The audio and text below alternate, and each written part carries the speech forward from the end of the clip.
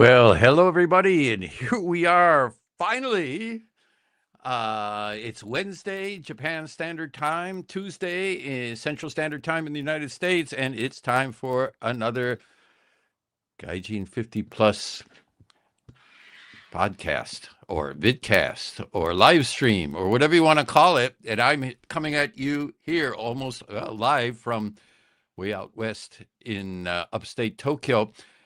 And I gotta start out with some apology. I'll wait for a while because until our numbers stabilize a little bit. I made a big mistake in setting the date, and I hope it didn't screw too many people up. Even though I see on my comments here that people showed up yesterday, 24 hours ahead of time, and so you got to give me a break. I was only one day wrong. As you know, we have to deal with the international date line around here, and so instead of writing Wednesday, which is correct for me because my computer is on Japan Standard Time, I wrote Tuesday for the schedule, thinking about the United States. And so it ended up supposed to go live 24 hours ago. And I even had some people show up, and I thank you for showing up. I thank you for your patience. One commenter said, you will have to write 50 times, I will not be late for my podcast. Yeah, I got to do that. Actually, I should write 50 times. I got to keep my dates straight. It's really hard dealing with two dates. 2 times is hard enough, but trying to deal with 2 dates is even trickier. In fact, when I scheduled this podcast or this Wednesday evening, hey, Udatsu Adventures, finally. But as I was scheduling this, I wrote a question somewhere. Was it AI or something? And I said, well, I'm trying to schedule this podcast, and it's for Japan time and for US time. How do we do this? And they said, well, set it in Japan time because your machine is on Japan time. And then when people in the United States see it on their machine, they'll have it adjusted to US time. So just set it in Japan time. And so I read that and I understood that. And then when it came time to schedule this live stream, I, of course, did it American time, which really screwed up. David Cole, thank you for forgiving me. He was the one who wrote, I will be not late for my podcast 50 times. I got to do that. Yeah. I gotta do something, it's hard enough dealing with the next 15 minutes, let alone multiple days across the spectrum.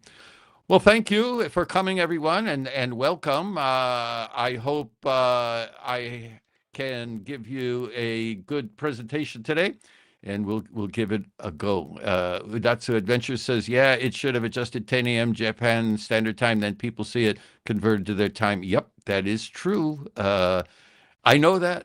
I know that theoretically, but I don't know what it is. When I was doing the input, it just, And David Cole says, you are 1 hour before the president's State of the Union. Oh, is he speaking today?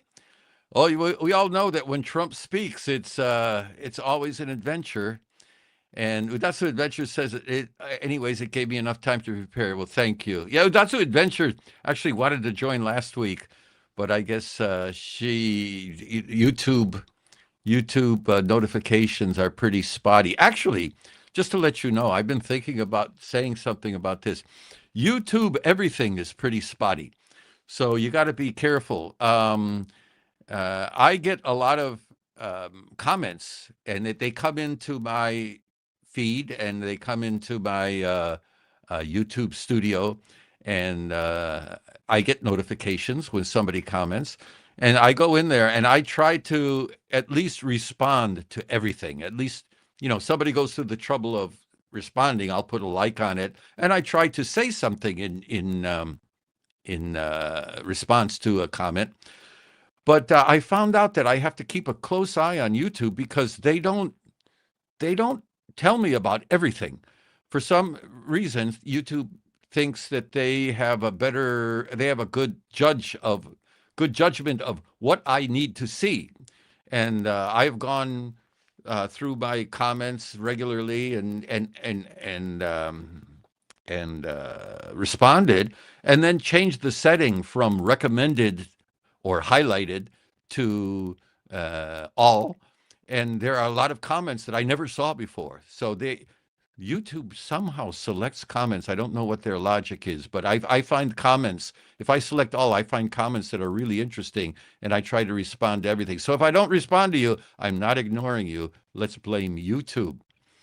And David Cole says Trump is speaking in an hour. I guess I'll have to either wrap this up in an hour or check the highlights later. We'll see what happens. You folks know that I play it by ear as far as how long we're going to go. And that's an adventure says, I think they were playing last year's State of the Union speech earlier. Okay. Oh, last year. Did Trump give a State of the Union speech last year? I don't even remember. And I appreciate that you respond without ChatGPT. Yeah, well, sometimes some commenters are pretty cryptic in what they want to say. Some use modern abbreviations that I don't understand, and I'll go to ChatGPT and ask, what does this mean? And I'll go that far. But I want to not try to, but I make it my policy to not use ChatGPT when trying to respond to comments. Also, as far as ChatGPT, if you want to know, I do use ChatGPT sometimes for research for my writing, and sometimes I use ChatGPT to generate images for my thumbnails.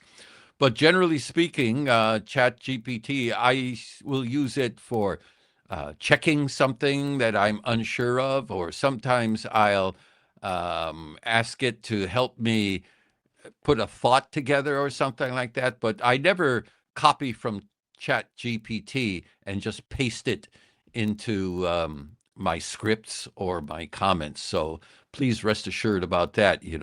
Humans are hanging on by a thin thread. So I think we got to do our best to hang on as long as we can. Maybe we're a dying breed, we humans, but we'll see. And I think they've been doing that for live chat comments too. A guy I watched wasn't seeing some of the comments on his stream. I guess it's switched to top comments. Yeah, I noticed that right at the beginning. I got to keep an eye on that. They like to do the top comments thing, and the first one to join a stream is commenter number one, and the next one is commenter. That's, I don't know. Like I said, they have something that they have in mind, and I'm sure they're trying to be helpful. Apple is that way sometimes too. They try to be helpful and sometimes get in the way. And Udatsu then said, no idea. I thought it was live, but he's not doing it until later tonight then. Okay. David Cole says, often my YouTube comments don't get posted for a few minutes. I don't know why that is. I don't know why either. YouTube's got a mind of its own sometimes. It's frustrating. If you really want to get upset with YouTube, do what like I'm doing, and try to watch your stats and try to watch your real-time feedback, and it's just not there. Okay. And now that we're monetized, when I post a video, it takes quite a while for YouTube to go through it and check to see if the content is safe and allowable. And they do it first by computer, and sometimes it goes to a human. So, like I said, YouTube's got a mind of its own. So I guess Trump will be live, and I'm in awe of you older folks who know how to use it so well. I'm terrible using chat. Well, I'm a pretty, what do you call it? I love technology, and I've always loved technology. And even though we're talking about AI, I think that AI destroyed the industry that I was very active in for decades, and that's the translation industry. But I don't say, well, I hate AI because of that. I mean, it's just the way things go. I mean, we're making progress all the time, even with, I can remember when they used to do translation on IBM Selectric typewriters. That time I was just editing, I wasn't translating, and they would have Japanese women doing the first draft translation on IBM Selectric typewriters.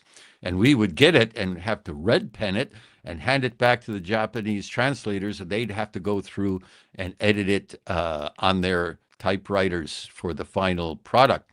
And as you may know, in Japanese is pretty much backwards compared to English. When you're translating, you can start reading a Japanese sentence and say, oh, it means this, and start writing it down. And then you get to the end of the sentence and, oh, it doesn't mean that at all. And you got to go back and change it, which is easy enough with modern word processors.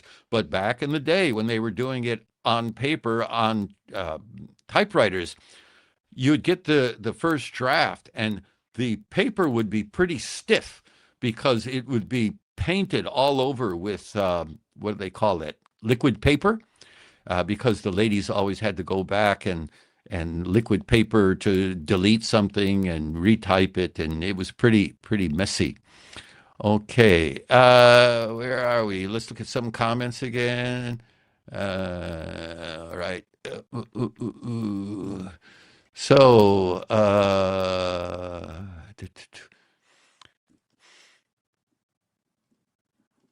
all right. So, okay. So Trump is live, just like me. And GPT, yeah, Chat GPT. I use it for translations because my kanji sucks.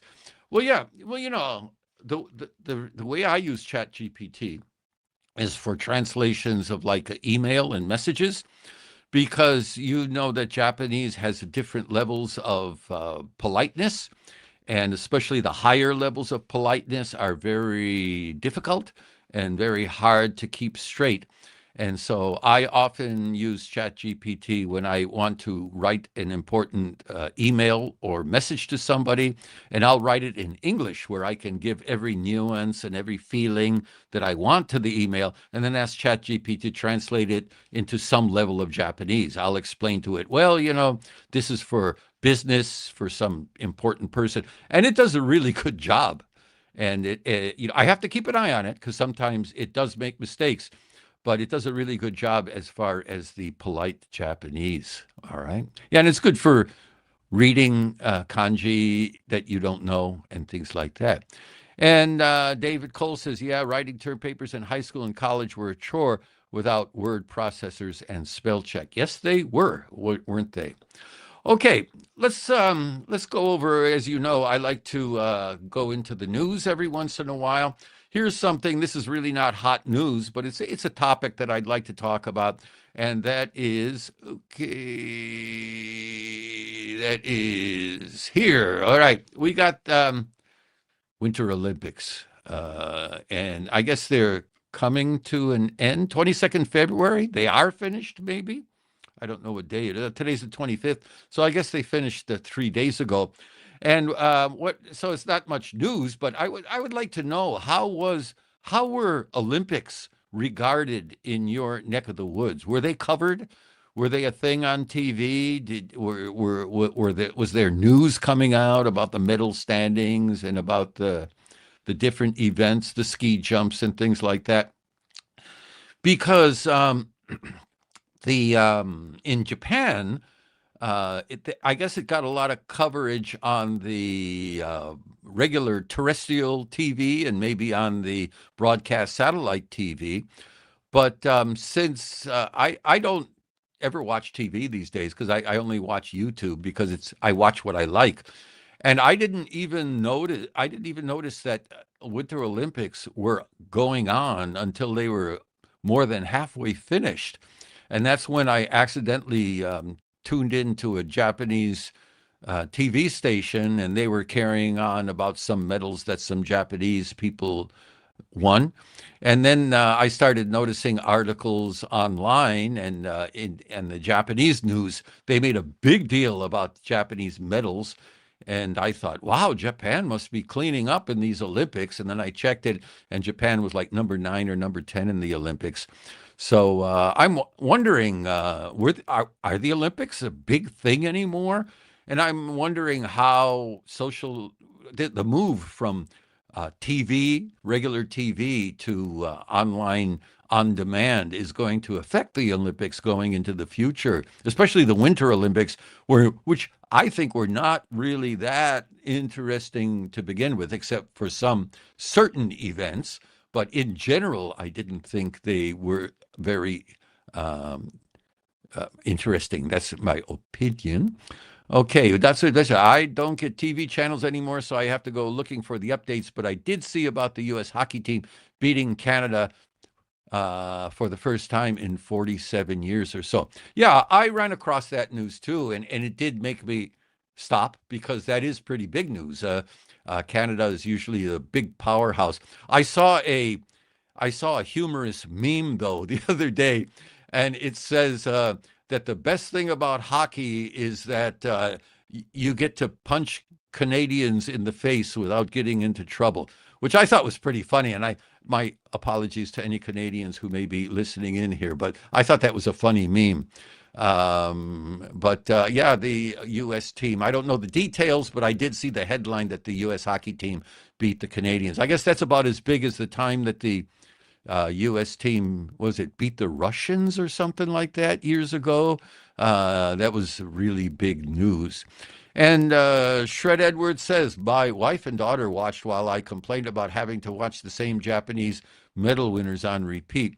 Yeah, they like the Japanese media likes to watch their national compatriots being successful, and it's understandable.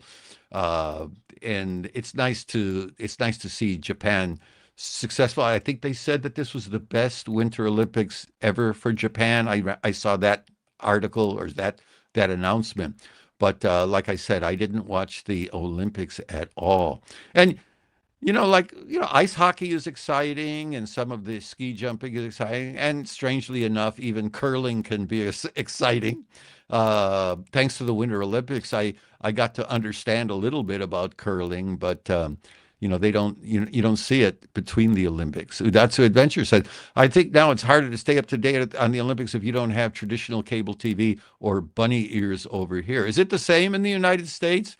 Yeah, in like I said, in Japan, I didn't even realize the Olympics were being held. David Cole says Lake Placid. Yeah, big upset over the Russians. That's exactly when it was.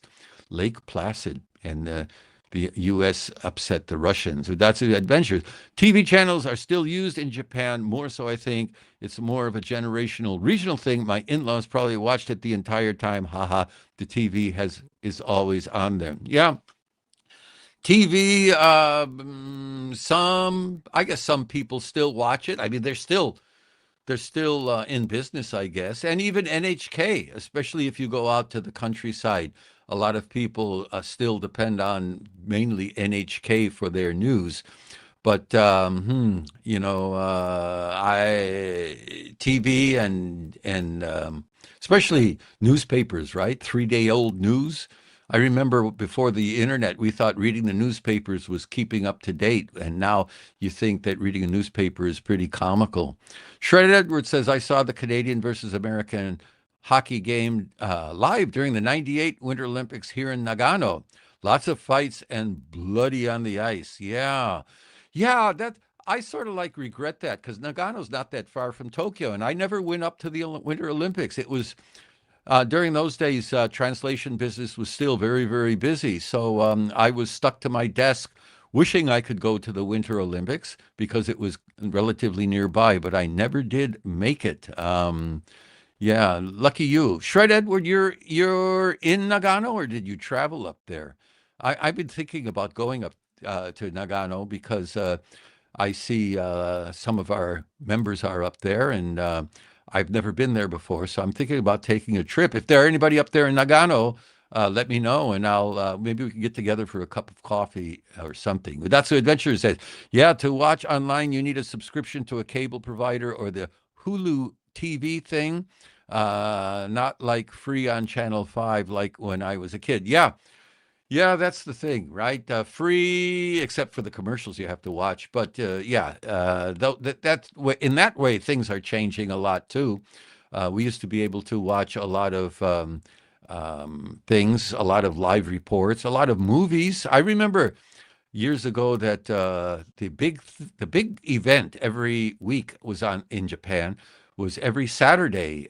There was a 8 o'clock, 9 o'clock TV show that always had that showed the latest, almost the latest movies on Japanese TV. And I got to see a lot of good movies on that. If you've been here a long time, maybe you remember. I forgot the name of the TV show and I forgot the name of the guy who was doing it. But I do remember that at the end of each show, he always used to end it going, sayonara, sayonara, sayonara. He always said it 3 times. And he was a very good commentator. He gave a very good background on the latest TV shows. Okay. So, okay, that's enough for the Winter Olympics. Let's see what else we got going here. Let's go. Okay, now this is one. The reason I want to do this because this is a little bit of a strange one, and I always like to take a look at the strange news. And this one is in Osaka. I know we have some Osaka people coming by every once in a while. And Osaka made an announcement recently about a new smoking area that they've established. And why this made the news? Well, that's the way news is in Japan. Some pretty banal things make the news here because I guess there's not that much going on. And in this one, it says, the headline caught my eye. Osaka establishes first designated smoking area in Dotonbori Canal District to fight over-tourism. Now, if anybody can explain to me what the heck that means, please do. What does smoking have to do with fighting over tourism? I thought that was a pretty weird headline. So maybe it did its job, It made me look. It came across as a digest, and I clicked just because of this headline. Maybe they wrote it that way on purpose. I don't know. Casey Basile, he's a regular writer at Japan Today and Sora News. He writes some pretty good, pretty interesting things, and this was one of them. And let's look at this together. A new facility opened last Thursday in Dotonbori, the Osaka Canal District. That's the biggest blah, blah, blah, blah. It's a big place, very popular place. Last year, the Osaka Minami Dotonbori Over Tourism Countermeasures Promotion Council came to the conclusion that public service announcements played from speakers in the neighborhood had proven ineffective in sufficiently discouraging people from smoking while walking along Dotonbori streets and leaving cigarette butts behind on the ground. Now, this seems to mix a lot of different nouns together, kind of confusing the issue. This is the Over-Tourism Countermeasure Promotion Council, and they came up with this idea, and they said, people keep smoking while walking along this area, and so they moved to set up a smoking area. But what does this have to do with tourism and do people from other countries smoke that much anymore? I mean, wasn't this I thought that people outside Japan are pretty much getting off of cigarettes, and in Japan too. Smoking is down a lot, I think, in Japan. But I'm sure that smokers, generally speaking, I used to smoke and I did the same thing. You get to the end of your cigarette, you throw it on the ground and you step on it and you leave it there thinking, well, you never think somebody will clean it up. You always think, well, and forget about it. But is this a tourism problem? Is this Yeah, Udatsu Adventure says they think the tourists are smoking instead of locals. That is a laugh, I mean, no kidding. And so they said that they work together with telecommunications company NTT Docomo, which is another one. What does Docomo have to do with smoking? And they put this up as a first designated outdoor smoking area. And so they said that NTT provided remote security camera equipment so that the unstaffed facility can be monitored from afar. Yeah, like everywhere else, probably in the world, in Japan, you can't do anything without a camera being pointed at you. In my local train station, I was standing there. I was meeting my wife, and so I'm standing at the ticket gate, and I just started just glancing around, and I looked up at the ceiling, and at this little, it's not a big place. It's a minor ticket gate, and I counted something like 12 cameras pointing in different directions. So if you're a crook, be careful in Japan or cover your face or something. And this guy who wrote this says it's worth noting that the loan word over tourism is often used these days in Japan to discuss the negative effects of inbound international, and as we all know. And so the Countermeasures Promotion Council hasn't singled out foreign tourists in its announcement of the smoking areas opening, referencing only the 30 million tourists, including inbound foreign travelers that visit. So they didn't say it's meant for foreign tourists, but they just thought they'd mention them just for grins. I don't know. But anyway, that's about it. I mean, that's the whole thing. They're establishing this smoking area, and they, according to this article, they said the smoking area doesn't really have walls, and it doesn't have a ceiling either. So what's going to happen when it rains? And since it doesn't have walls, it's not one of these enclosed areas with a ventilation fan. The smoke from the smoking area goes out into the regular street anywhere. Anyway, so what's going on? Well, if you know, you're better than I am.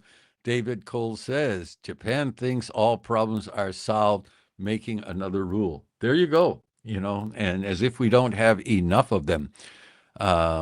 They make another rule or put up some kind of a structure or something like that for show. Whether it does anything or not, well, that's another question. I've always been under the impression that the Japanese are masters of presentation, very good at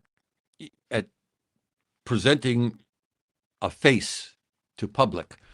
If you go to a Japanese restaurant, the food is laid out very nicely with little flowers stuck in there and little dishes arranged just so, flower arrangement, ikebana, and the bonsai trees, where trees and plants are tortured for decades to get them to look just right, and the kimono with everything has to be in its perfect place. So, as I said, Japanese people are masters at presentation, and maybe this is part of it, the old tatemae and hone kind of thing. And Udatsu Adventure says there's one like that at Kyoto Station, no roof, but it's better than the enclosed smoking rooms down in the underground alley thing in Osaka or the airport. Okay, could be. I'm quit smoking, well, almost 40 years ago, so I never pay that much attention, except when I go by and some of the smell comes out. The only time I pay attention to smoking or smokers is when I give them a dirty look for smoking. But no, actually, I don't begrudge people for smoking because, like I said, I used to be a smoker, and I didn't care about people around me when I smoked at that time. So it would be a little bit bad for me to badmouth smoking people now. And Shred Edwards says all of Kyoto is basically a no smoking zone. Yeah, I can see that. And, actually, a lot of Tokyo is basically a no smoking zone too. Not that everybody follows. The place where I live, it's against the law to smoke while walking down the street. You can be fined, I forgot what it is, 5,000 yen or 10,000 yen. But people still do it. And I've never seen the police enforce that rule, but it is a rule. And Udatsu Adventure says Kyoto is still made of mostly all flammable buildings. Well, there's a good reason to make smoking illegal. And Udatsu Adventure says, I've got one of those IQOS things. Isn't that one of those electrical cigarettes or yeah, it doesn't generate smoke, which is good. That's very, very, um, it's, you're aware of the people around you may not like smoking. If those of you who have been here for a long time may recall that smoking was the norm here long ago, at least when I first got here, and that I could remember that back then, if you didn't smoke, people would ask you, "Well, why not? What's wrong with you?" I think I read somewhere in those days, more than 80% of Japanese men smoked, and only about 20% or less than 20% of the women smoked, which is different from now. I think a higher percentage of women smoke and a lower, the percentage of men smoking is now lower. I remember talking to a guy right along when I quit. Even when I smoked, as I smoked, I would think, oh God, what am I doing to myself? This is terrible. But I was talking to a Japanese guy one time, a business acquaintance, and he was such a heavy smoker. And I asked him one time, aren't you concerned about your health? This is back in the 80s when Japan was, in the middle of the bubble, and they were really, really feeling confident about themselves. And I asked him, don't you feel aren't you concerned about your health from heavy smoking? And he said, no, no, no, no, no. He said, American cigarettes, foreign cigarettes cause cancer because of all the chemicals they put into the tobacco during the manufacturing process. But Japan doesn't do that. And the tobacco in Japan is more natural, so it's not harmful to health to smoke Japanese cigarettes. And he eventually did quit. And what he said was basically a bunch of baloney, because I think smoking in Japan was a health hazard as much as it was everywhere else. Udatsu Adventures answers about this IQOS. Yeah, IH heat or something. It's neat and supposed to be like 99% safer or something. And Shred Edwards says Japan was the last to have a smoking section on flights. That's true. That's true. You used to ask for a non-smoking section, and the smoking section was not blocked off from the non-smoking section, so it didn't matter that much that there was a non-smoking and smoking section. It just the smoke traveled. And the Shinkansen used to have general smoking throughout. You could smoke anywhere on the Shinkansen. Then they went to smoking only cars. And I think they may now have non-smoking on all cars except in designated areas. Back in Fukuoka, where I used to live back in the day, smoking was allowed on the Kokutetsu, the Japan National JNR, back in those days, was allowed on the JNR local trains. So even when you were on a local train traveling from place to place locally, you were allowed to smoke. There were ashtrays, and a lot of people did. So, yeah, Udatsu Adventure says she likes the technology. Yeah, probably if I smoked, I would probably be doing some technological smoke.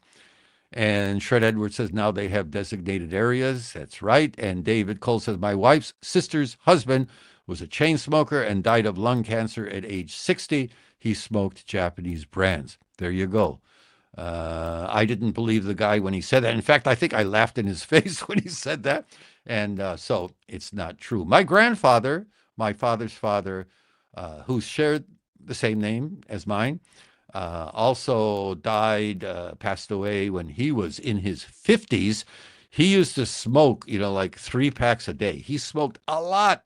And he was one of those Lucky Strike, no non-filter Lucky Strike, and Chesterfield and Pall Mall kind of guys. He liked his tobacco, and he was gone due to lung cancer. One day he had a pain in his back, and he said, "Oh, what's that?" Go to the doctor, and he didn't last much longer after that. So yeah, and tobacco, when I was using it, it is a stimulant. It helps you to um, keep going longer in the short term. It doesn't help you to keep going longer in the long term, I think. But so I think nicotine does help you to stay alert a little bit. And that's why, not that long ago, I think it was last year, I heard about nicotine pouches in on YouTube. And so these people were talking about nicotine pouches and about how you put the nicotine pouch under your lip, and it delivers nicotine to your body, and which makes you more alert and gives you a little bit more immediate stamina.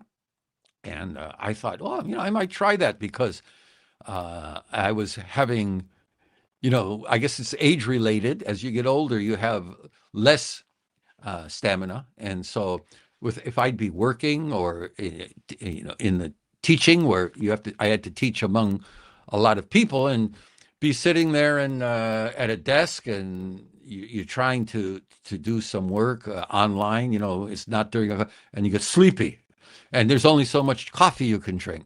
So I thought, okay, maybe this nicotine, microdosed nicotine, might be the thing to keep me alert. So I started looking into it, because you can get nicotine delivered and keep alert without the dangers of tar and other carcinogens contained in tobacco smoke. And so I looked around at the various different products that are available, and then I went online to find out if any of those are available in Japan. And I found out that only one nicotine pouch brand is available in Japan, and that is a brand called Velo, Velo. I may have talked about this in another podcast or live stream, but I think it's pretty interesting. So I'll say it again. But the Velo is a non-tobacco nicotine pouch. So you put it under your lip, and it delivers nicotine, and yeah, it stimulates you pretty good. So I bought a little container, and it's available in Japan at Family Marts, in different flavors and different in strengths. So I bought some, and it was relatively cheap, and I tried it out, and I will say it did work for what I wanted it for. When I was sitting in the office where I would get sleepy, I'd pop a Velo, and after a short period of time, I was less sleepy, and I was able to stay awake and alert, thinking, hey, pretty good. And so then I talked about it to my friend, Tokyo Dan, who we get together sometime, and I told him about it, and he said, "Hey, yeah, I'm pretty interested." And so he looked into it, and he says, "That stuff's tobacco."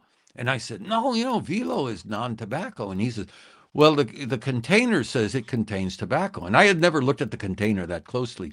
So I looked at the sticker on the container, and it had its warning labeled, same as tobacco products. It says, "Warning, tobacco can be hazardous to your health. It's been linked to cancer," and all this, of course, written in Japanese. So it was, for some reason, I overlooked it. I'm not a great label reader, I guess. And so I checked into it further. I got online and started really checking into it. And I found out, here, if you want to hear something convoluted in Japanese, and as you said, make another rule, or do something for the sake of show. But Velo overseas is a non-tobacco nicotine delivery pouch. Okay, so then they wanted to bring their product into Japan, but nicotine delivery systems, non-tobacco nicotine delivery systems, are considered to be pharmaceuticals, and they come under the Pharmaceuticals Control Act in Japan. So, in order to sell such a thing in Japan, you would have to sell it in a pharmacy, and it would be subjected to all kinds of restrictions. And maybe, probably, I don't know, I'm talking off the top of my head, but I think it would have to be behind the counter. I don't think you would necessarily need a doctor's prescription. I don't know. Like I said, I'm talking just off the top of my head. But you'd have to ask the pharmacist, hey, do you have Velo? Yeah. Oh, here it is. Okay, thank you. And buy it. And which is, they didn't want to do that. So what Velo did, some tobacco to their product just for Japan.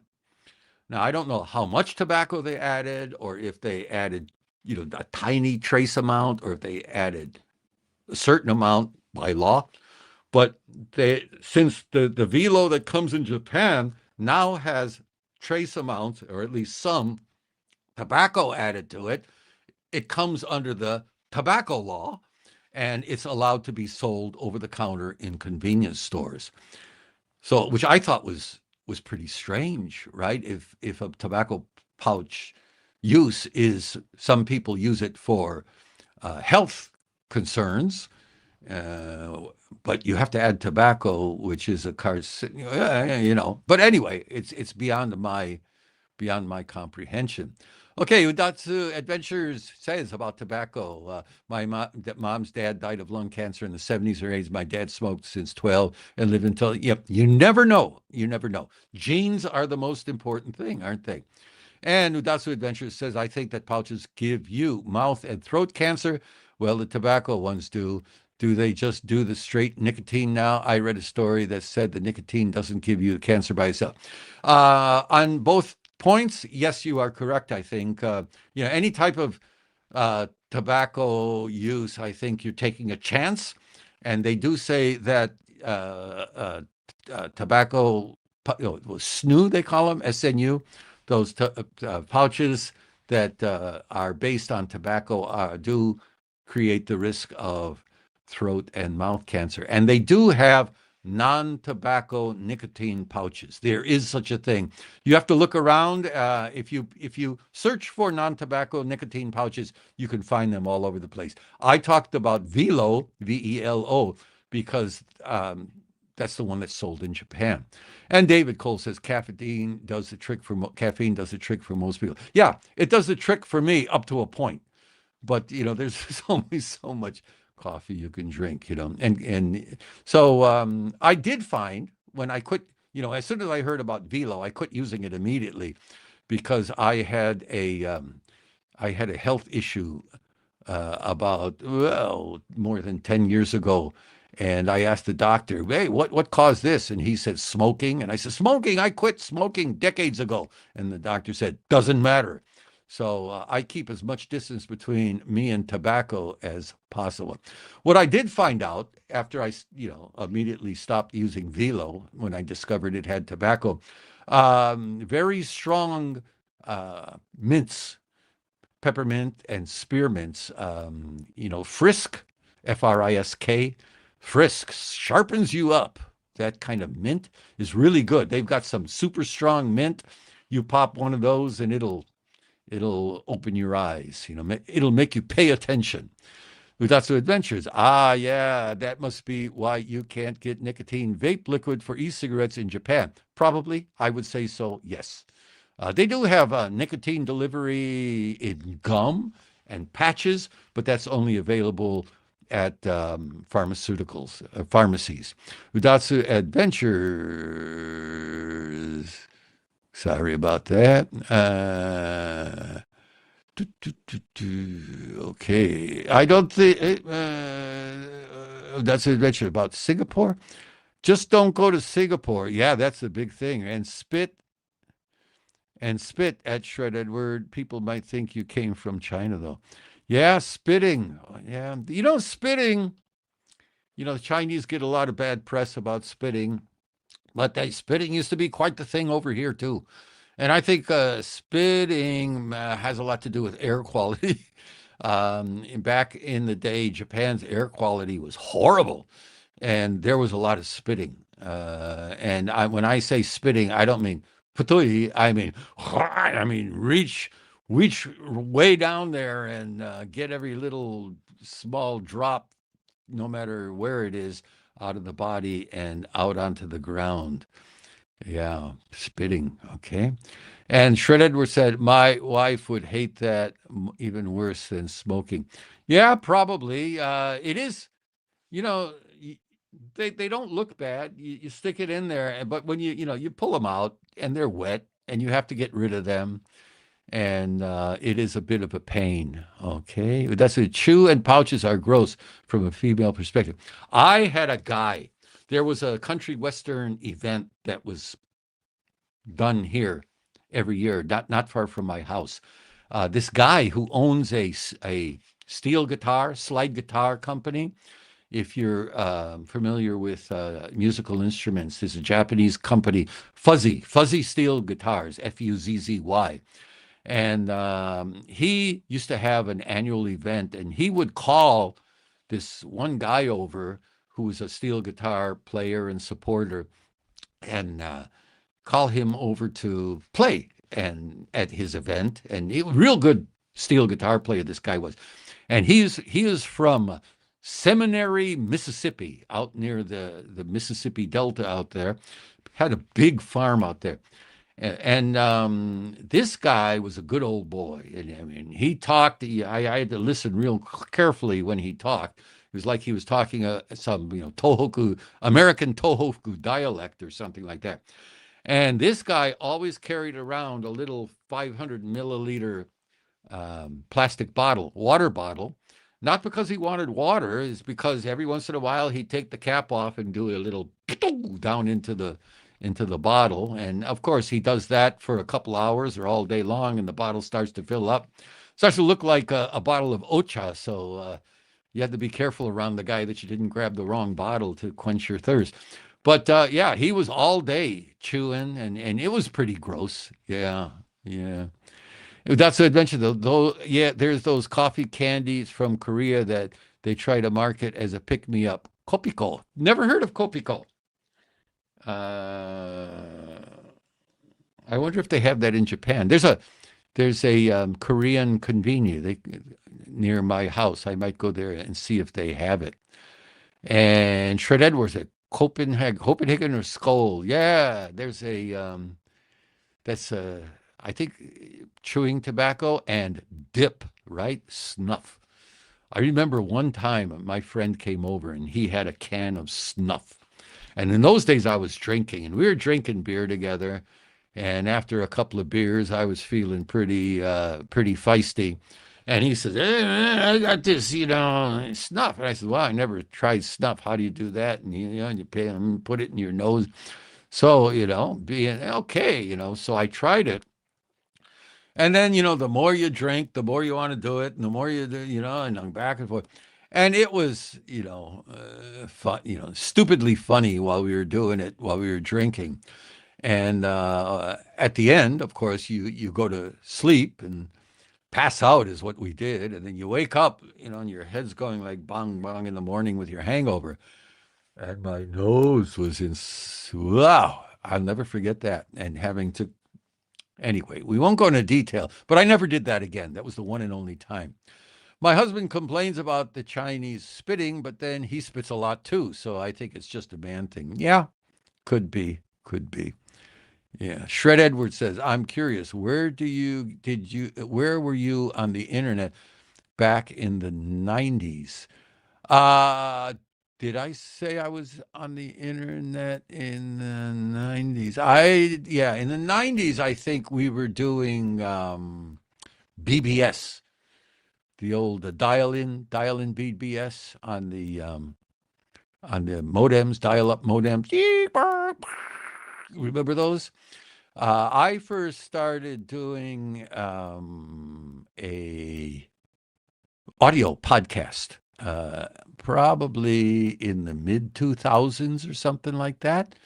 And back in those days, it was possible to do what I was doing, but it was a major pain in the neck because there weren't that many good platforms available, and There weren't that many apps to make things easy. You had to do everything by hand on your own.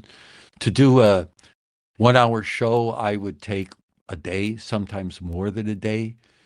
But yeah, there was no, I don't think there was any internet. There was no internet in the 90s. If I said that, then it was my misstatement. Okay, Udatsu Adventures. Yeah, portable spittoon.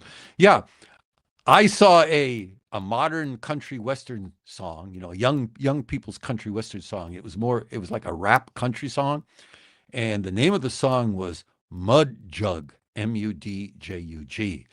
And these guys were talking about, yeah, get in my mud jug, Patoing, and it's a portable spittoon, a little spittoon that you carry around. Oh, Kevin Mitchell from Alabama. Copico is addictive. Yeah, I got to try that out, Nice to have an addiction every once in a while. Udasu Adventures. Yeah, it's in the candy aisle at the regular supers. Okay, in the U.S.? Oh, okay, maybe so. But that doesn't mean it's available at the regular supers here. But I am definitely going to keep an eye out for you, and I'll let you know. And Shred Edwards says, no, both are chewing tobacco. Skull is the menthol variant. Yeah, I think Skull is also it's also snuff, because there is, I'm always talking about country western songs because I pay attention to that. And there is a country western song that has the lyric, "You can have a dip from my new Skull can." The name of the song is Little Yellow Blanket. And the guy is talking to his girlfriend. And he says, "You can have a dip from my new Skull can." So dip is, I think, not necessarily this kind of stuff, but dip, I think, is you put it behind inside your lip, right? Kelvin says BBS were huge back in the 90s. Is BBS? Oh, yeah, the BBS, and that's exactly what it was. And you would get on, and then you would get a menu, and you'd go to where you want to go, and you'd get in a discussion, and people were fighting, big fights going on. And then the BBSs started getting more and more advanced, and then all of a sudden the internet appeared. And in fact, the first place to offer internet service in the United States was one that had a pretty popular and successful BBS. And I don't know if this is accurate. I heard a story that particular BBS was able to get a connection with the internet trunk line or something like that over at Tokyo University, and they started offering internet services, and the government didn't have their finger in the pie yet, and they didn't know what to do, and then internet started spreading before the government could do anything, and they sort of like gave up. They were trying to regulate its introduction into Japan and were unsuccessful. It just spread too quickly. And well, we ended up with what we have now. So I guess they are controlling it a bit. Shred Edwards says, there was a great Usenet group for us expats in Japan called Life in Japan, I think, and we had quite a few translators. Well, I didn't know that Usenet group. I wasn't a member. And the thing I was on was called Twix, TWIX or TWICS. Twix, that was the one that we used in Tokyo. And they had different areas. You'd go in an area and discuss it. And I was a member, all right, before BBSs. I didn't know any other translator except me. I thought I was the only translator in Japan, as a matter of fact, for a long, long time. And it was only because BBSs became popular and I got on a BBS, and I noticed that people were talking about the Japan Association of Translators, JAT. And I joined that, and I started getting connected with other translators. And then, of course, the internet and everything else developed after that. And I am no longer a member of JAT, but if you're interested in translation, you might look it up. They do a lot of social things, and they do conventions every year or every so often. And Every year it's in a different place, sometimes in Japan, sometimes in the US, sometimes here, sometimes there. They're very active if you're into that social aspect of of industry. JAT is a good place to go if you're a translator. If you're not a translator, if you're just a writer, another place that you might check out is SWET, SWET. That's the Society of Writers, Editors, and Translators. And they also are a very sociable group, and they have a publication. And I don't know if they have a publication anymore. They're online. They used to have a publication, but I think everything is online. And they do have get-togethers and regular things. I don't know as much about Sweat as I do about JAT. And what I know about JAT is dated. So if you're a translator, you might look into JAT. If you're a writer, editor, or translator, they just still do also some translation kind of organization. There's a Sweat is the place to translate. Check out. Kelvin says, "Hey, do you have super chats enabled?" I think so. I hope so. I'd be a knucklehead if I don't. I thought I enabled them. If they're not, well, you guys are getting off cheap, aren't you? But that's the thing about another thing about YouTube. Every uh,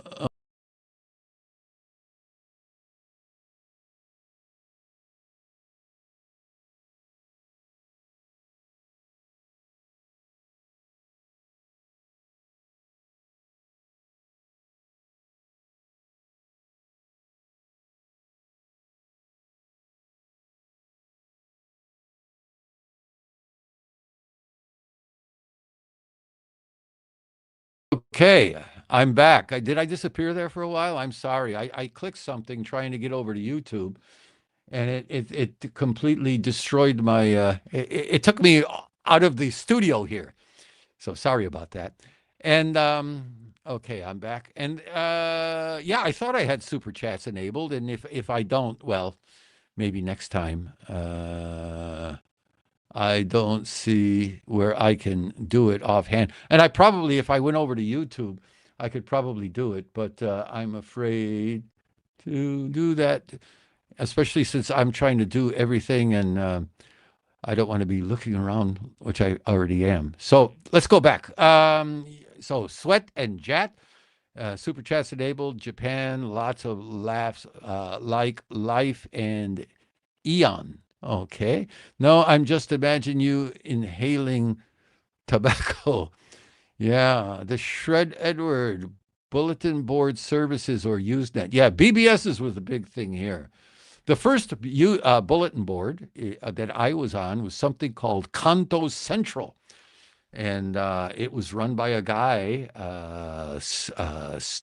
Steve. I can't remember his last name, but anyway, he was a computer. He was the computer guy back in the day, and he had Kanto Central, and it was, like I said, really slow. The screen, it would show the text going pick up, letter by letter. Steve Bellamy was his name. Okay, nice guy. He was a very able guy when it came down to when it came down to things computer, especially Apple.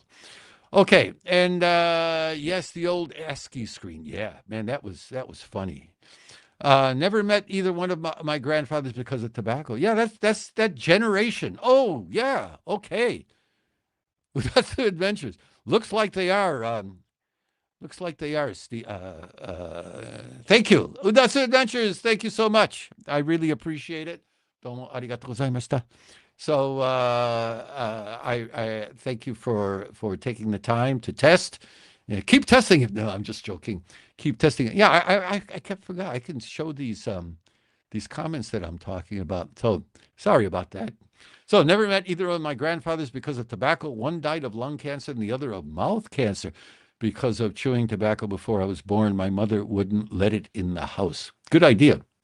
But as some people have pointed out, my mother, and she comes from my mother came from a blue collar family, and her father was an immigrant and worked in the USS Steel Mill on the south side of Chicago. In fact, we used to go to my grandmother's house, and my grandmother's house, 4 doors down, was the fence for the U.S. Steel Mill, the South Chicago Works. And I can remember as a little kid going to visit grandma on a Sunday, especially in the wintertime. You'd go there, and I was so um, flabbergasted that the snow had a black layer on top of it. That the snow was black. And I was so fascinated. I was a little kid. I was like, wow, that's so cool. Because you could write, if you would take your finger and draw or write something on the black layer, the white layer would come out and it would look like white ink for at least for a while. And so I thought that was cool. My grandmother, for heat, they burned coal for heat and stuff like that. And my grandmother, I think, lived until like 90 something, mid 90s or late 90s.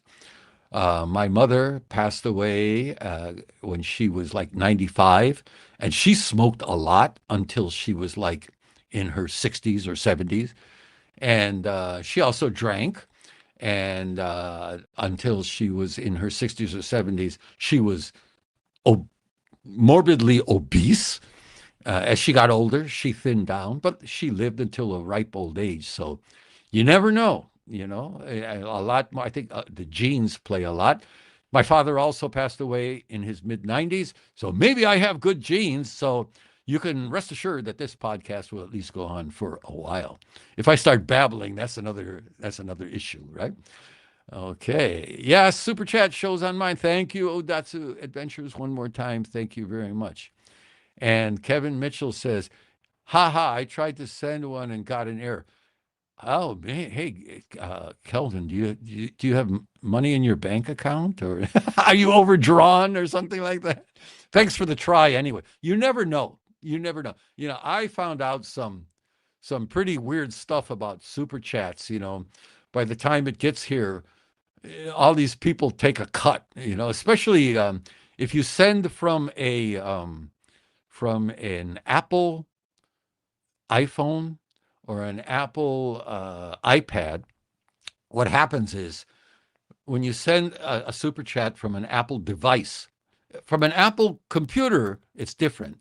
But from an Apple device, Apple takes something like 30% for processing fee. And the remainder gets to YouTube. And then YouTube takes another, I don't know, 30% of what's left over. So, yeah, everybody's got YouTube. I don't mind giving YouTube a percentage, if you don't mind my saying, because YouTube gives us this platform and we're able to be here. But Apple, well, and I'm starting to learn why everybody hates Apple. And David Cole says, yeah, we lost the feed for a few seconds. My apologies. My apologies for the wrong date. My apologies for hitting the wrong button. I'm on my Mac now, and I'm generally used to using my PC.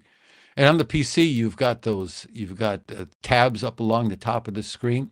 Well, my Mac has the same kind of tab-looking things along the top of the screen. But unlike the PC, unless I'm doing something wrong, when you click a tab, it just changes the tab.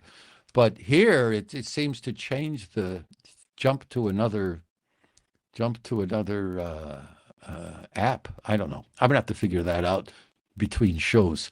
So Kelvin says, whatever happened to that guy who used to help on your podcast, Mr. Sissop? He's from New Zealand, if I remember. No, he wasn't from New Zealand. He's from UK. Yeah, he's a knowledgeable guy about a lot of different things. I don't know what happened to him. After that, we sort of like lost contact with each other. I think he's down in the Nagoya area, I think, but I'm not sure. I haven't seen much from him for a long, long time. He uses the name Mr. Sisop because he prefers to remain anonymous. So we'll do that for him. But as far as I know, he's still alive, still Genki, still kicking. But I don't know for sure. I used to see him quite regularly. He used to be up in Tokyo, and I used to enjoy getting together with him and discussing various things. He's a very knowledgeable guy about many different things, especially about computers. And here we go. My wife forces me to be a firefly. Basically, it means no smoking in the house. Yeah, one of the things that did it for me was my kids. My kids started going to school, and the school's teaching them all kinds of things. And I remember once I lit up in front of my son who had just started going to school, and he said, "Hey there, Papa, you smoke, one day you're going to start coughing and then you're going to die." And I thought, whoa. So then I stopped smoking in front of my kids, and then I stopped smoking in the house, and then one thing led to another. And finally, I just stopped. It took me a couple of years. I also quit drinking around the same time, and I will say that it was much easier to quit drinking than it was to quit smoking. Because to quit drinking, you just don't go to drinking places, and you don't drink, at home, and you're fine. Smoking, in those days especially, smoking was just about everywhere, so it was really hard to quit. But I finally did, and I'm glad I did. But in that case, don't thank me because you're not. But that's, yeah, yeah. So if you did off of an Apple terminal, we'll use it. We'll call it. I don't want to call it an Apple tax because with a tax you get at least a little something. And we'll call it Apple charity. Okay. Okay. Since things are quieting down, let me.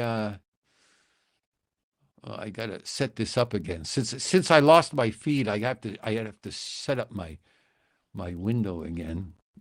So I've got an interesting story here. Did you know about the Naked Festival?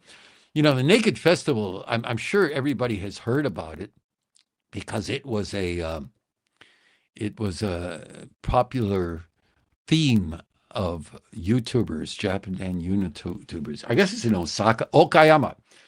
And 6 people were injured at this festival. Now, in the Naked Festival, people really aren't naked.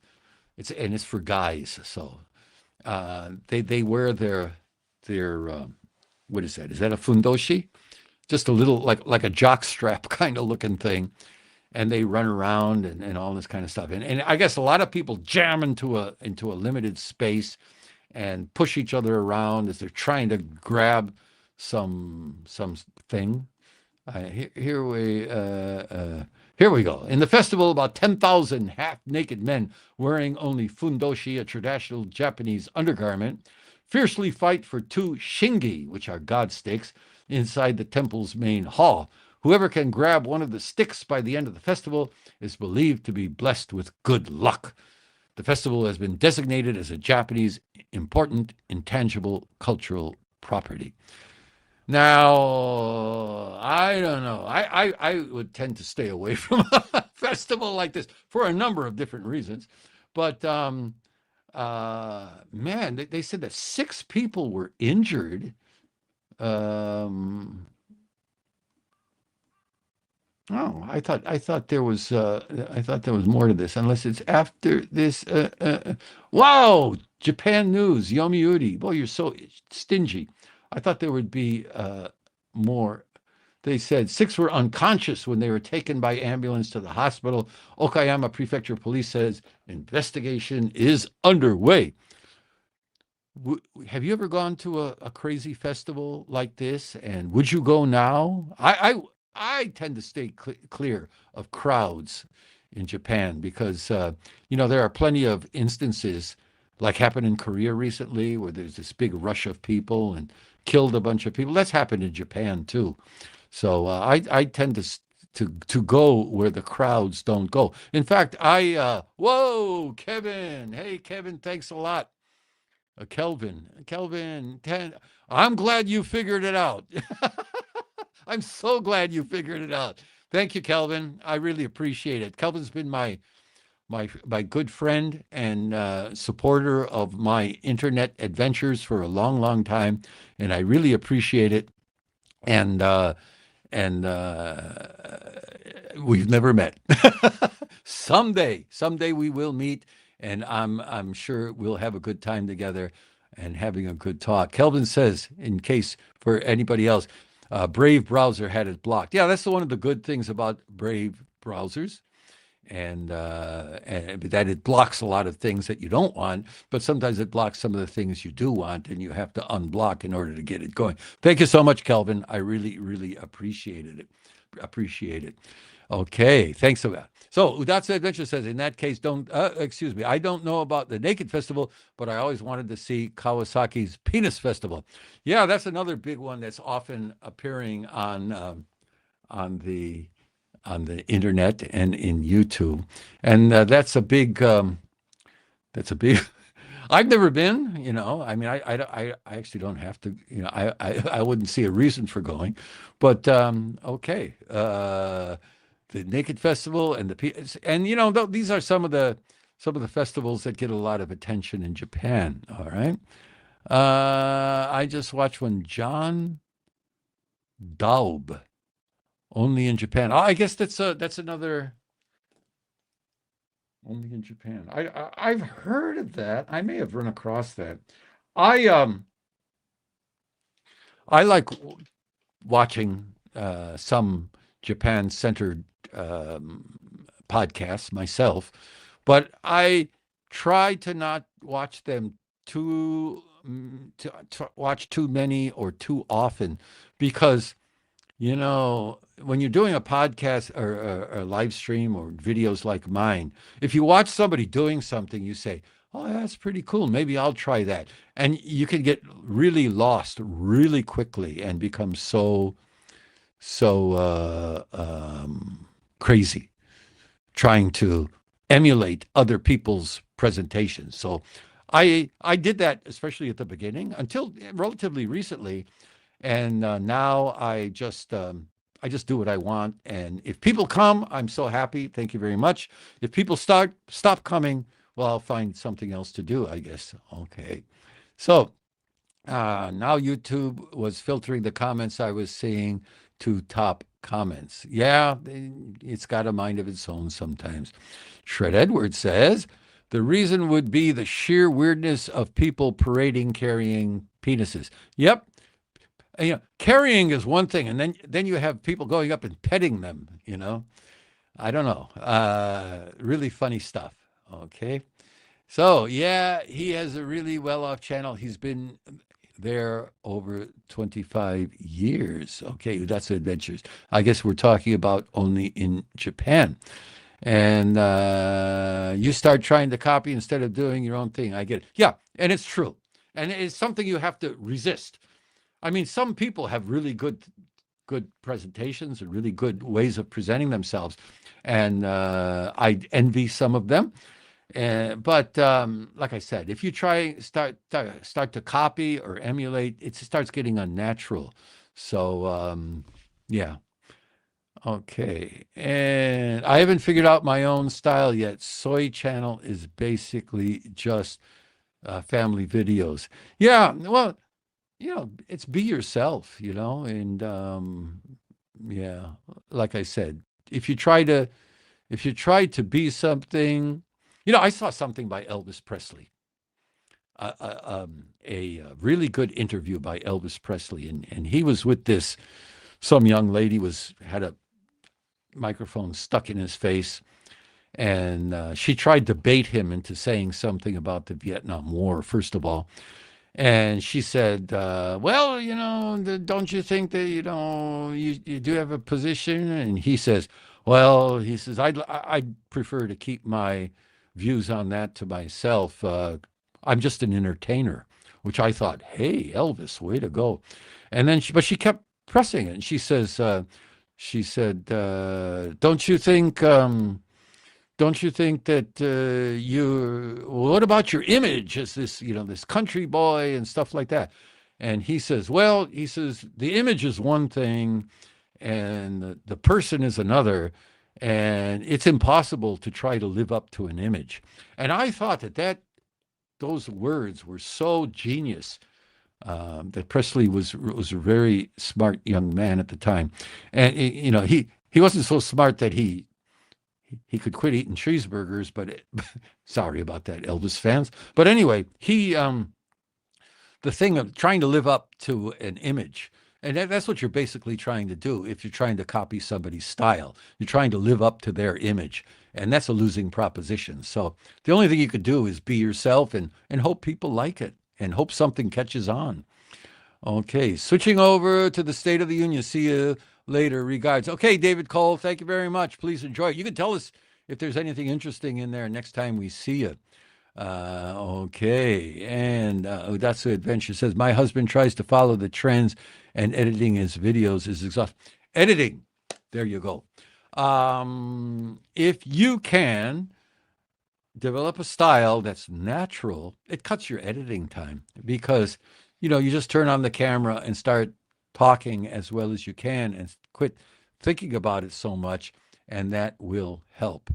Okay, it seems like our viewers are down because people might have taken off to see the State of the Union. So this may be a good time to call it a day. I'd like to see what our brave and fearless leader, the Shred Edward, could you tell us what life in Japan was like back in the 70s? I got here in 89 and things were so different compared to now, but I'm curious about earlier decades. Yeah, actually, that's the whole purpose of the channel. The original purpose of the Japan 50 Plus channel was to talk about the way things were back in the 70s. Actually, yeah, in the 70s and late 60s. I got here in 1969. And there were, Japan was such a different place. I'm sure wherever you're from, if you're from the U.S., think about the way the U.S. was back then and the way it is now. It was that much change. I see some people. Who is this young lady who seems to have the ability to attract a lot of viewers? What's her name? She was fighting with that guy for a while abroad. She was fighting with abroad in Japan. Oriental Pearl. I saw a part of a video by Oriental Pearl. I don't watch Oriental Pearl at all, and I wouldn't say at all. Every once in a while, I'll hear something about one of her videos. I'll go check out what it was all about and not watch the whole video because it gets old. It's not enjoyable for me to watch her videos. Yeah, Oriental Pearl. And she got on there one time, and this is a popular topic among a lot of gaijin YouTubers. Oh, Japan has changed. Oh, Japan is no longer the way it used to be. And I always laugh when these people go into this Japan has changed riff. And that's because, of course, Japan has changed. And I always say, as a joke, if Japan hadn't changed, there'd probably be Imperial Army troops guarding the Marco Polo Bridge in China. So Japan, like every other country, Japan has changed, and it changes all the time, and it's changing now. And our talking about it probably changes it. So Oriental Pearl got on there one day, and she started shooting her mouth, discussing about how much Japan has changed in the time that she has been here. And then I checked out Oriental Pearl, and she's been here a total of 7 years or something like that. She was in China before, but she's been in Japan for 7 years. And I started thinking, 7 years. I mean, I'm not one of these time in Japan chauvinists. I've been here a long time, and I could easily say, "Oh, you only been here 25 years. Put your time in." No, I'm not going to be like that. People's opinions are just as valid as mine. But 7 years carrying on about how Japan has changed in the 7 years since you've been here. Think about what 7 years is. When you're born, about all you can do is what, crawl, crap, and cry, and you're sitting there, a bundle of joy in your mother's eye and a pain in the neck in everybody else's eye. So 7 years later, you're entering school. 7 years after that, you're entering puberty. 7 years after that, you're entering adulthood. 7 years after that, you're on the cusp of entering senior adulthood. So 7 years is a long time. It's not that long of a time in human life, but a lot of change happens during that. So to sit there and say, well, Japan is not the way it was when I got here 7 years ago, what did you expect? Did you expect Japan to stop like some kind of a snapshot of what you expect? Udatsu Adventure says, I don't like her, but I'll look at it first. Yeah, same as my opinions, mostly to complain about her. Yeah. Kevin Milshill, yep, that's my feeling, my gut feeling. And that's it. Oh, okay. I apologize for my whole generation. LOL. Okay. Shred Edwards said she's still a newbie and she's a weeb in my humble opinion. Yeah, in a lot of ways she is. It seems to be that she does a lot of, click worthy content, and she does get the clicks and she does get the following. And that's what adventures. I think you're a lady, a female, a woman. So please don't take this the wrong way. But I think that part of the appeal of Oriental Pearl is the fact that she's a female. And, some guys are tend towards watching female YouTubers. But then again, there's also what's his name abroad in Japan. I don't think he's a female. No, he's a guy, and he's very popular. But anyway, like I said, they are the big names of the Japan. Okay, where was I? Okay, Japan. Japan has changed a lot. That was my point. So when I first came here, the best visa that I could get was 6 months, and it was for teaching English, and I had to resubmit my papers every 6 months, and they'd had to be the whole 9 yards resubmission from the get-go. Like about 4 or 5 inches thick of different documents that you had to submit every 6 months. And back then I was down in Hakata, and the mood in Hakata, again, about foreigners was very, very different from the way it was up in Kanto.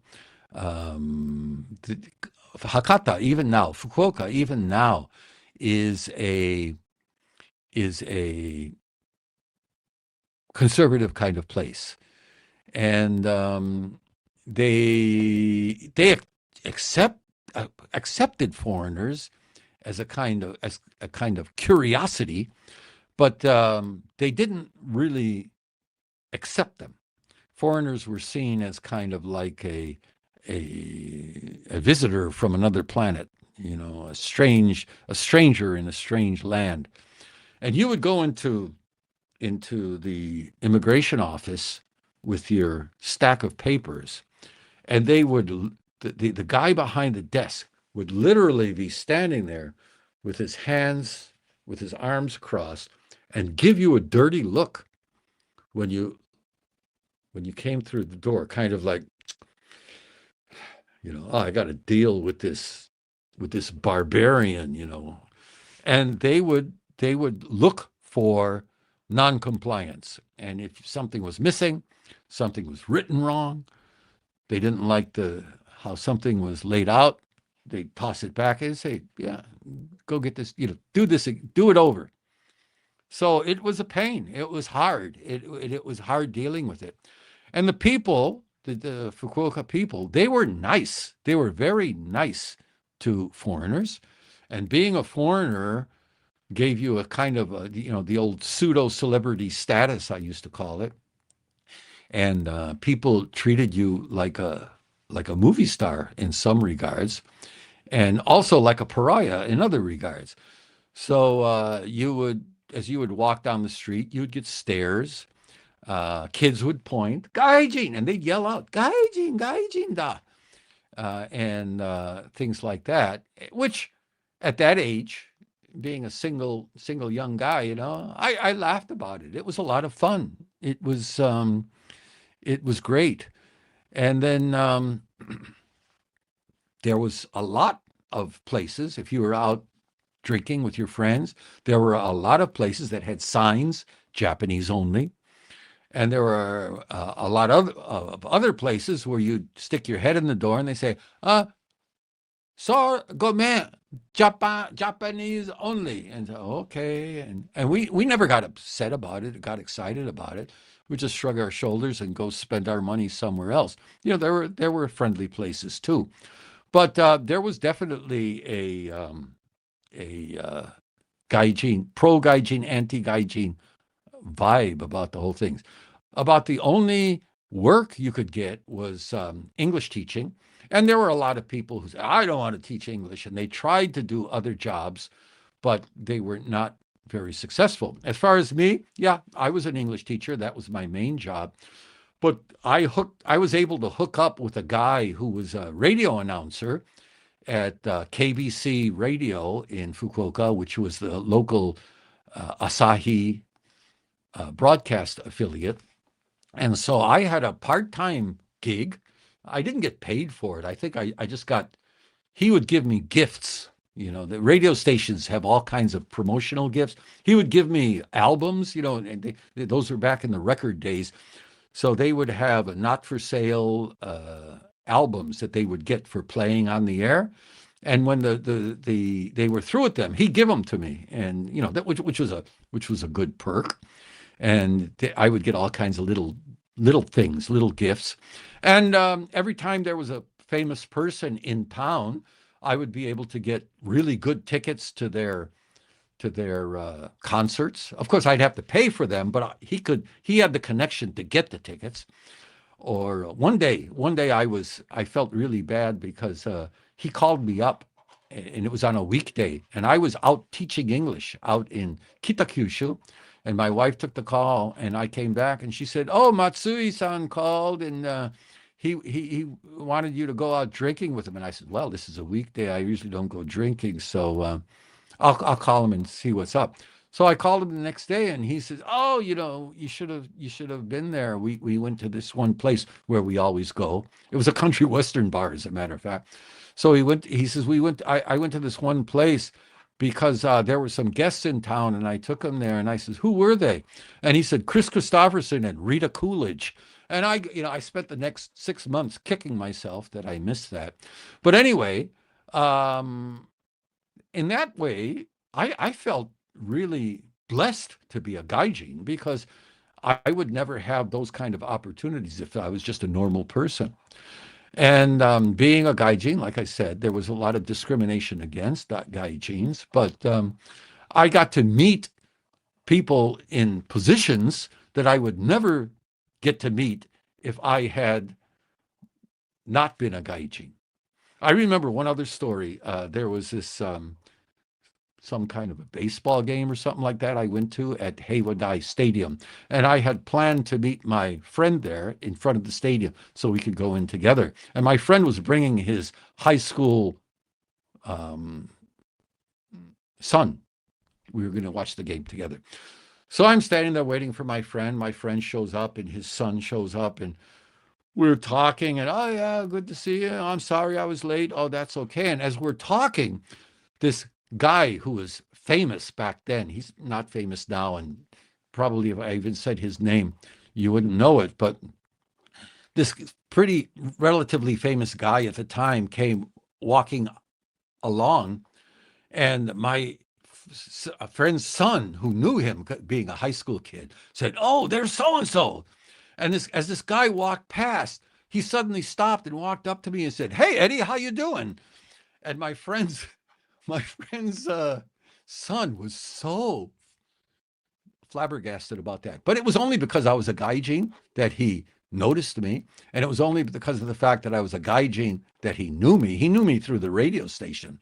So, yeah, I always took the gaijin thing, like my friend said at one time. Being a gaijin in Japan, especially back then, was your greatest asset and your greatest liability. So if you try to become too Japanese or becomes too much a part in the Japanese society, the only thing you're doing is sacrificing your greatest asset because you will never be allowed to be free of your greatest liability. Okay? Whether that's true or not, whether you experience that or not, I don't know. But back in those days, I experienced that, and uh, that's that. I don't know what else to say. Shred Edwards says his first visa was 90 months because they wrote months instead of it. That's a good one. Okay, I'm going to tell you my.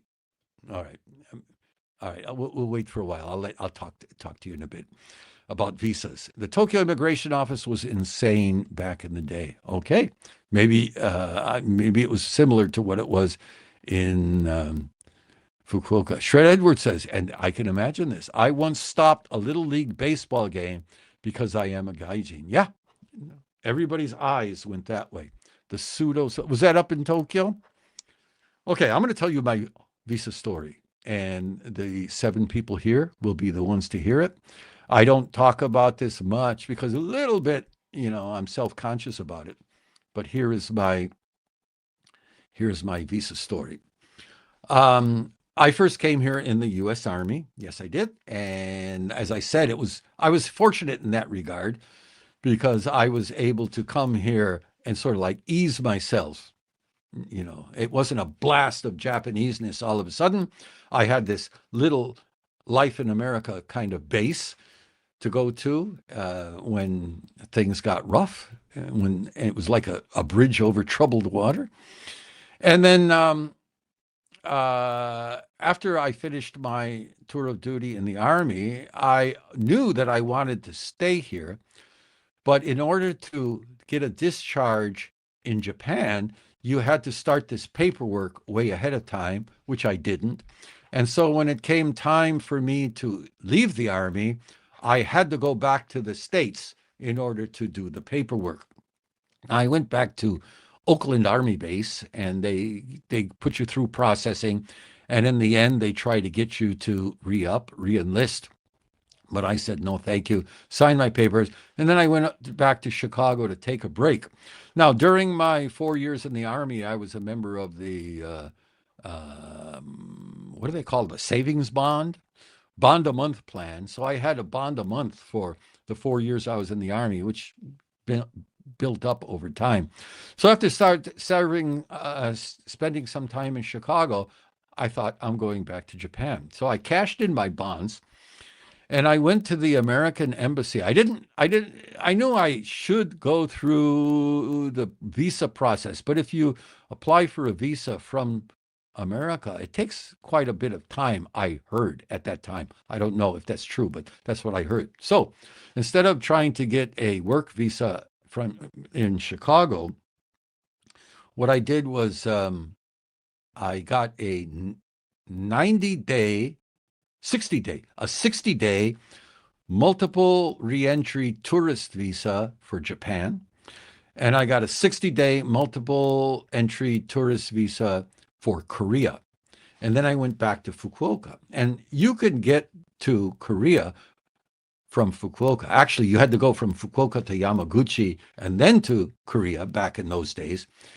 You could get to Korea easily by ferry boat. So that's what I did. I went back to Japan and I started teaching English on my tourist visa secretly. And then every 60 days, I would have to get on the ferry boat, go to Korea, spend a day or two, get my passport stamped, and then come back to Japan. And I was good for another 60 days. And I did that a couple of times.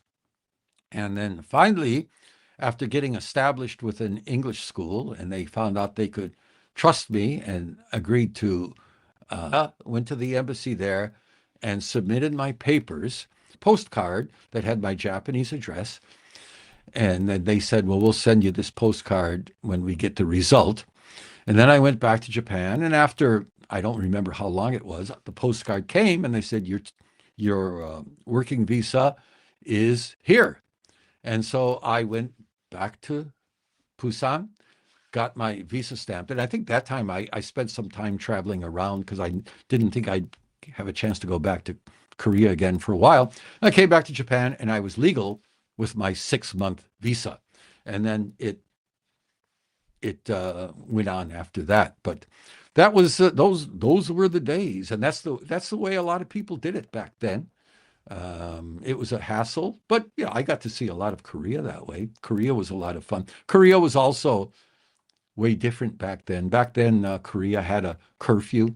You had to be off the street by 11 or else you were arrested. There were a lot of soldiers running around with guns, checking people out.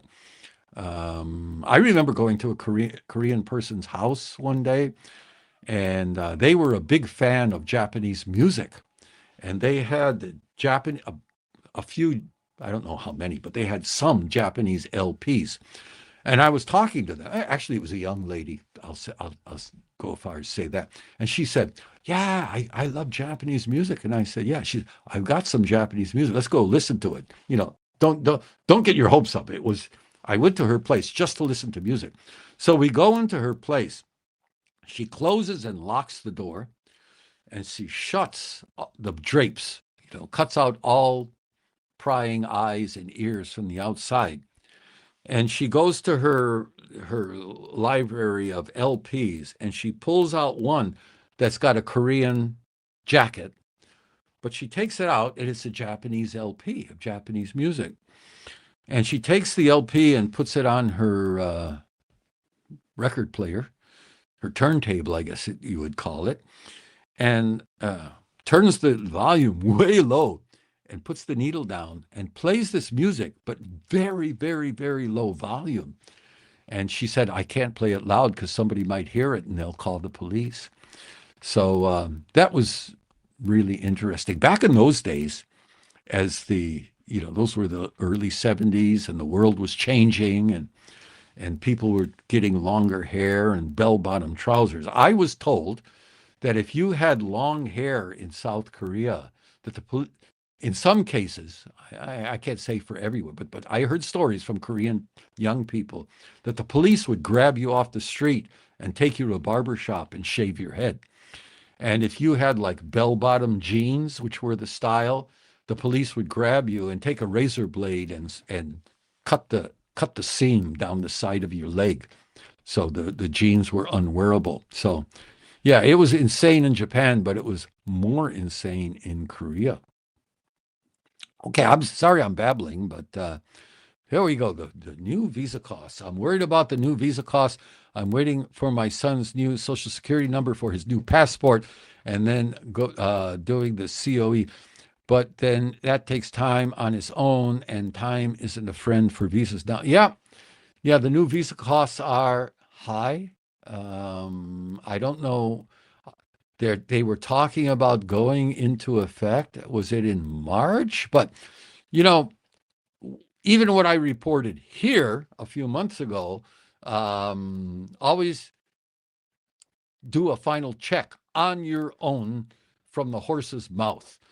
There's a lot of information available online. Back in my day, there was a lot of information available by word of mouth. A lot of people were dealing with information that may have been true at the time that they told it to you, but things change, and it's always good to get the official version before you act on any information that I have given you or anybody else has given you online or otherwise. And Shred Edwards says, damn, no different from North Korea. Okay, I'll tell you one more story then. The time that I told you that I got my visa and I decided to travel around, I was traveling around with another American, and this guy had been in the what do they call that? Peace Corps. He had been in the Peace Corps, and he was stationed in the Sudan, and he had to go over there to get some kind of something done as well. He was doing the same kind of thing that I was. And he said, let's go together. So I said, okay. So we went in there, and then we said, okay, let's travel around together. Okay. So he said, the thing to do is we'll go up to the Peace Corps office in Seoul, and we can ask them, where are there Peace Corps volunteers in Korea, and we'll go there because those are the places that are most interesting, where Peace Corps volunteers are. So I said, yeah, okay, sounds like a good idea. So we took a bus up to Seoul, and we went to the Peace Corps office, and they said this place, and I don't remember the names at all. So we said, okay, and we're going to go there. And we go to the bus station. Now, the bus from Busan to Seoul was very modern, just anything like you would see in Japan, very comfortable. The trip didn't take that long, and the buses were shiny and clean and brand new. So I was expecting the same kind of thing. But we go to the bus terminal to go to this. I don't remember if we went to another place on a modern bus and then changed buses, or if we got on the local bus straight from Seoul. But anyway, we ended up on one of these like Indiana Jones kind of buses. The bus was old and rickety, and it's doing like this, and it had a wooden floor. And people got on. They had cages with chickens on them and stuff like that. And they were giving us the eye. Why are these strange visitors from another planet doing? What are they doing on this bus? And the bus ride was wild. You're going down this road, and it was raining, and the road was filled with potholes, and on one side there was a mountain, and it was pretty. I mean, it looked like it was 90 degrees. I'm sure it wasn't 90 degrees, but like this wall, and it was very sheer. And there was the road we were on, bouncing along, and down on the other side was a sheer drop down to a river. And since it was raining, and it had been raining a lot, the river was raging on one side, and the bus is bouncing around, and it would hit a bounce, and you'd leave your seat. You would bounce so high. And this guy was pedal to the metal, and I was scared. I was thinking, this bus is going to end up in this river, and I'm going to become a name in a story in a newspaper somewhere. And it's bouncing along, and all of a sudden, it grinds to a halt, and we're sitting there saying, wow, what's this? And a soldier got on the bus. The door opened, a soldier got on the bus, and he was holding a rifle at the ready.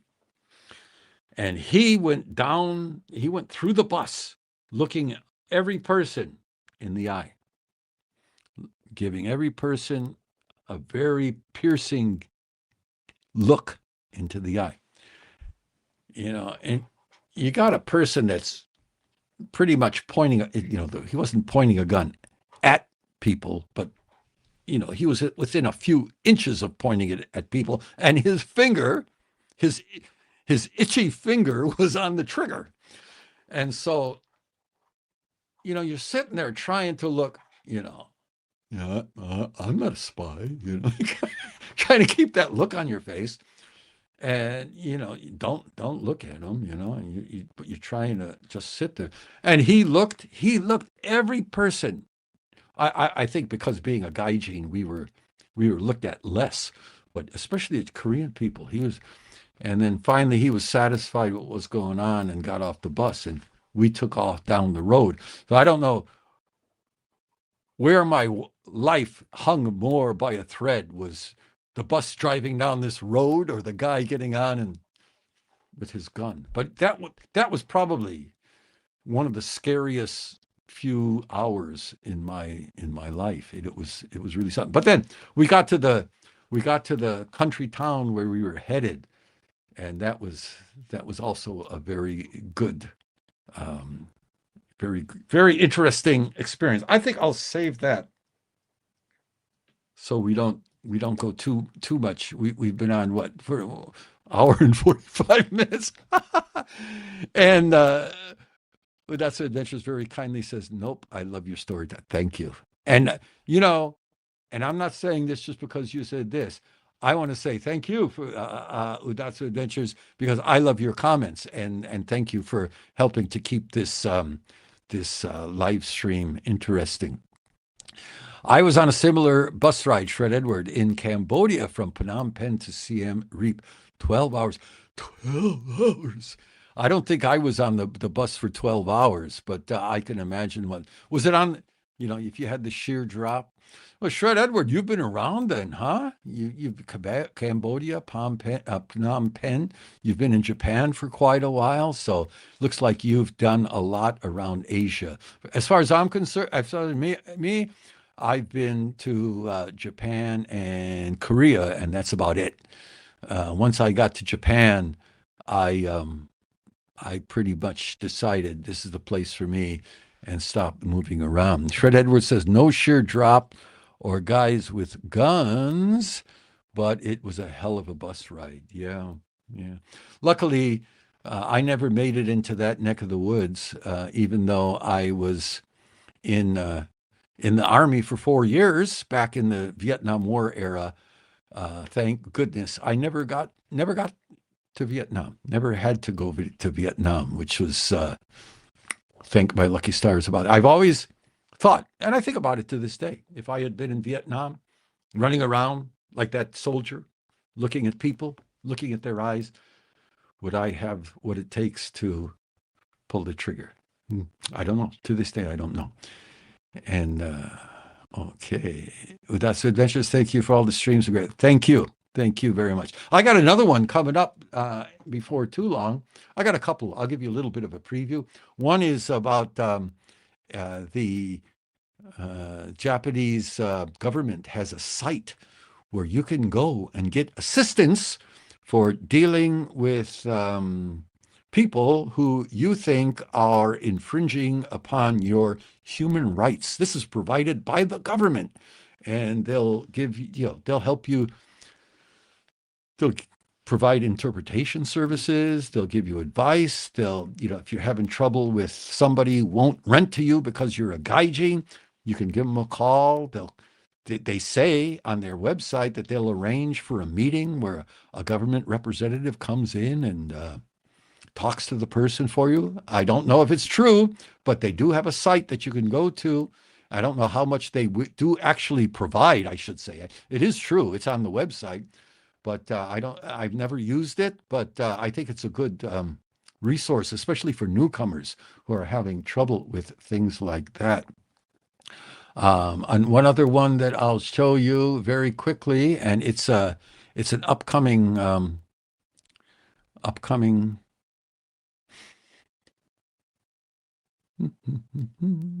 I can't get it to work. Add to stage. Okay, there we are.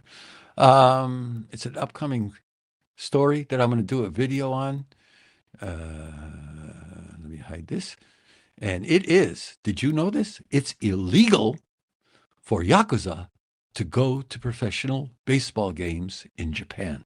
I never knew that until I read this story. Yakuza are not allowed to go to baseball games in Japan. And if a Yakuza goes to a Japanese baseball game in Japan and that Yakuza is discovered, taran, they're arrested and thrown into jail. Did you know that? Very, very interesting story about the way Japan is fighting against the Yakuza and what they do to try to socially ostracize these people. A little bit of Muda Hachibu in modern day Japan. Okay. So I did love Cambodia, but the language made it impossible to eat outside of my hotel. Okay. I've never been there. I don't know anything about the language, but all the Asian languages can be difficult, right? I'm not sure about illegal, but maybe it's like swimming pools and tattoos. Exactly. And more, more than that. Unbelievably more than that. But that's going to be an upcoming video. I don't know which one I'm going to do first, but those two videos are in the lineup and they will be coming soon. So I don't want to say too much here because that'll spoil it for you folks. All right. I knew a Muay Thai fight with Japanese style tattoos, and he always got checked at the door of the bar as to whether his tattoos went all the way to his back, checking if he was a Yakuza.